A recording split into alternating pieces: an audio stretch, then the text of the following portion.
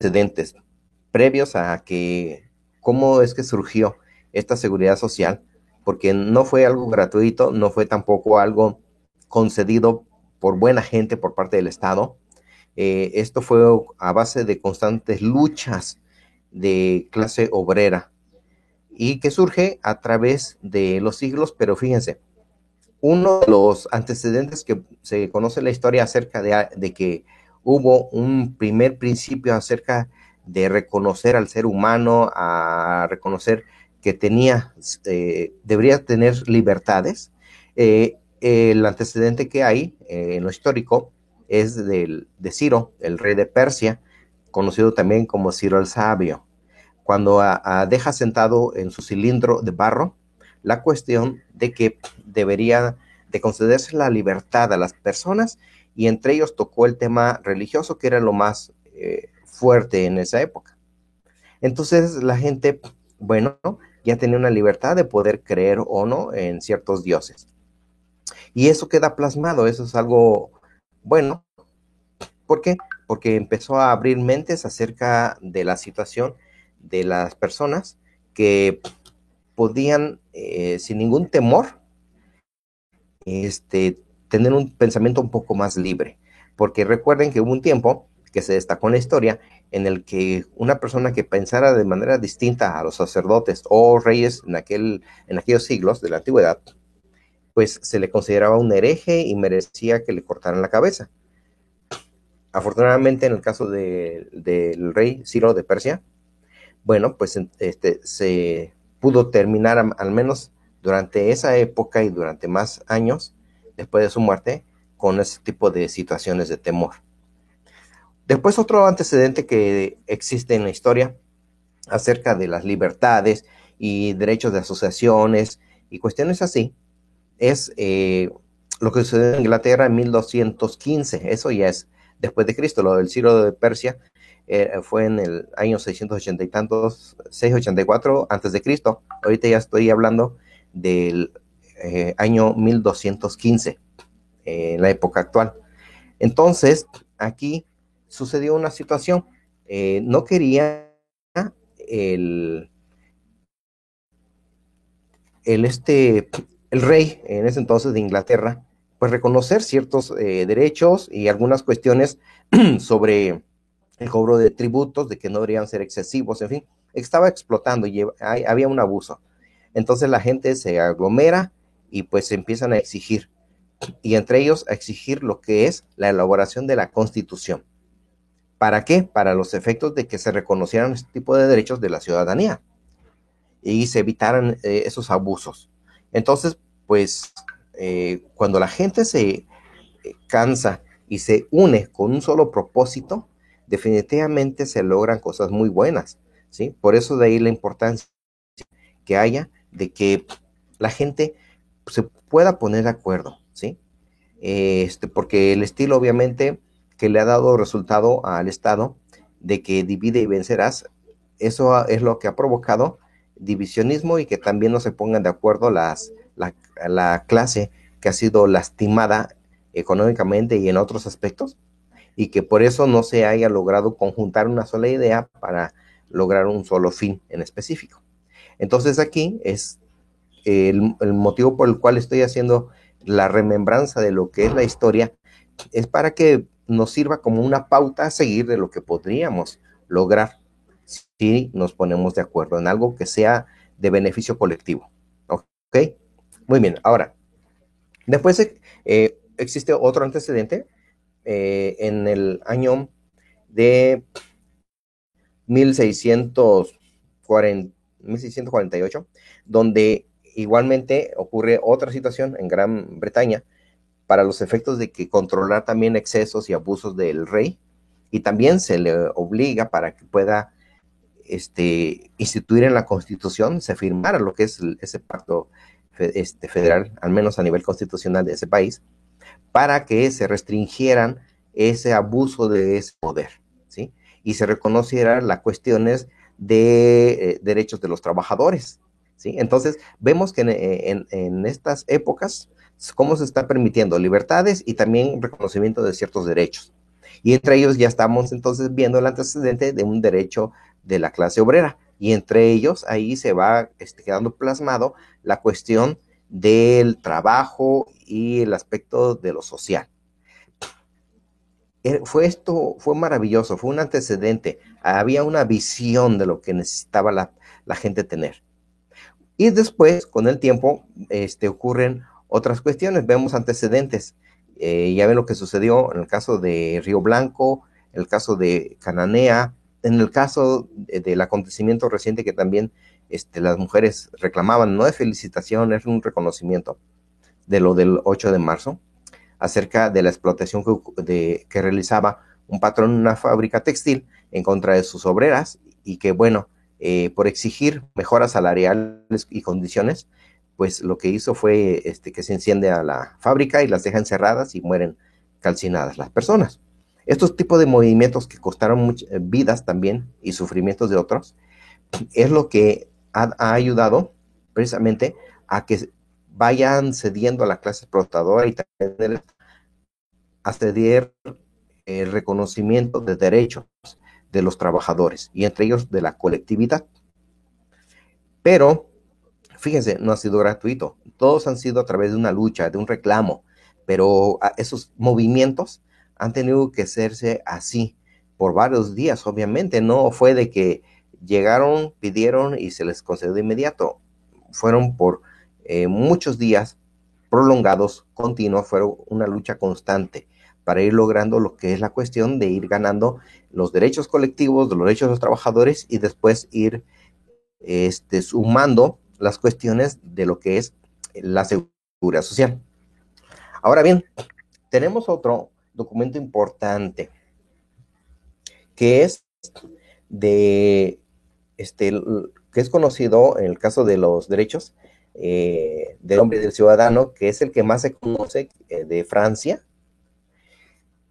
que ocurre, se firma en 1889. Sin embargo, su antecedente previo fue la Carta de Derechos en los Estados Unidos de Norteamérica de 1887, 2 años antes.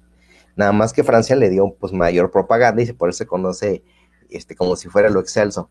Pero realmente esa idea surge en Estados Unidos de Norteamérica y por eso de ahí se toma como base para crear la Constitución. Entonces, ¿qué es lo que ahí se está reconociendo? Lo que se conocen como las 10 enmiendas, ¿sí? Y ahí es cuando ya se introduce con mayor fuerza la palabra acerca de, aparte de los reconocimientos de libertades en general, abolición de esclavitud y la libertad de religión, también se va introduciendo esos derechos del hombre, de las personas, y entre ellos el de la seguridad, lo que es la social. Fíjense cómo fue esta labor desempeñándose y realizándose mediante esas luchas de esa naturaleza para abatir lo que es la explotación, porque fíjense, saliendo de la esclavitud pasan el señor feudal con los siervos y sigue dándole la misma explotación, pero ahora con sin garantías, con un salario de hambre y esas cuestiones. ¿Cómo es que esto crea la inconformidad, la gente ya fastidiada y tuvieron que hacer estos movimientos sociales para ir ganando el respeto a su dignidad humana? No es que quisiera mayores privilegios, no es que se considerara más importante, sino que a través de los ideales que se dieron por parte de gente que pensaba en estas cuestiones, en la época de la ilustración, esos grandes pensadores ayudaron muchísimo para que la gente pudiera comprender que debería de rescatarse esas cuestiones de la dignidad humana. Entonces, ahí es como se va logrando que se vaya plasmando en esas cartas fundamentales la cuestión de la protección a las personas, su seguridad e inclusive las cuestiones de que debería las personas en su vejez, al término de sus días, tranquilo, tener seguridad. Entonces, estas ideas, estos ideales los retoma Francia en su Carta de los Derechos del Hombre y del Ciudadano, y bueno, poco a poco se va expandiendo. Sin embargo, no, había todavía unas cuestiones en el que no se reconocía plenamente ciertos derechos de manera específica a clase obrera, como son jornadas salariales y cuestiones así. Fue cuando México toma aquí la batuta y establece en 1917, fíjense, antes de la Constitución de Weimar en Alemania, en 1917 establece a llevar a rango constitucional estos derechos sociales que son a beneficio del trabajador. Y es lo que conocemos que está plasmado en el artículo 123 constitucional. Entonces, queda ahí plasmado. Y está bien, se reconoce esa cuestión. Es aplaudido por las naciones del mundo. El único problema es que no hicieron su reglamentación. Ahí se tardaron. No sabían qué más, cómo podían hacer realidad lo que asentaron en la Constitución. Entonces, lo conocido, lo destacable de la Constitución de Weimar es que allá sí, luego se pusieron a trabajar y empezaron a ver la cuestión de la seguridad social y derechos de trabajadores. Entonces, de México, en 1925-26, hacen que se traslade a México para hacer a esos países europeos y vean cómo están haciendo allá, cómo están dando tratamiento a esta clase trabajadora, qué reconocen, qué no, y sobre todo la cuestión de la seguridad social. Entonces ven cómo está funcionando, se vienen a México y empiezan a elaborar estas leyes. Por eso es que, por ejemplo, en el caso de México, cuando entra en vigor la primera ley del trabajo, fue hasta 1931. Fíjense, 1917 se asienta en la Constitución esos derechos de los trabajadores, pero hasta el 31 es promulgada la Ley Federal del Trabajo. Estamos hablando de más de una década de tiempo que se dejó pasar, ¿sí? Y no, ¿cómo se llama? No había algo que reglamentara el derecho de los trabajadores, ¿sí? Entonces, aquí es la parte importante que necesitamos destacar, porque es necesario que para este efecto tengamos que llevar a cabo lo que es el cumplimiento efectivo de ese derecho que debe tener un trabajador, porque no es algo que se lo concedió de manera voluntaria el patrón y el Estado. Eso es a través de una lucha constante que se dio a través del tiempo. Y por esa razón es que surgen después la firma de esos pactos internacionales para este respeto y reconocimiento de la seguridad social para la clase obrera. Entonces, el Estado mexicano, recordemos, al firmar un pacto internacional, queda obligado porque se le reconoce y se le debe dar un tratamiento también de nivel jerárquico de las leyes federales. El 133 de la Constitución Federal hace referencia precisamente a esa situación, sobre la existencia de que la ley suprema es la Constitución del país y posteriormente se le reconoce enseguida a los pactos internacionales, a las leyes federales y después siguen las leyes secundarias de los estados. Y habla de que los jueces, los magistrados y autoridades de las demás entidades federativas deben arreglarse a lo que diga esa constitución, aun cuando exista una ley que la contradiga.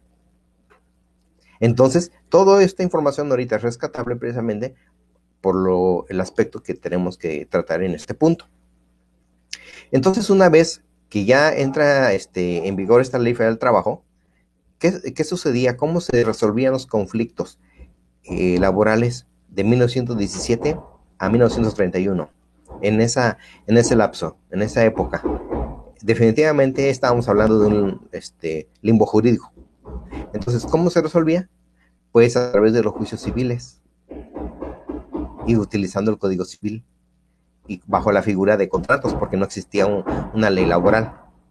Entonces ahora, cuando se crea este mecanismo en el 31, bueno, se somete el procedimiento a las juntas municipales, pero también eso solamente eran para los efectos de la conciliación. Pero cuando no se llegaba a ningún arreglo, entonces se tenía que acudir, ahora sí se quedaban notificadas las partes para irse al procedimiento a los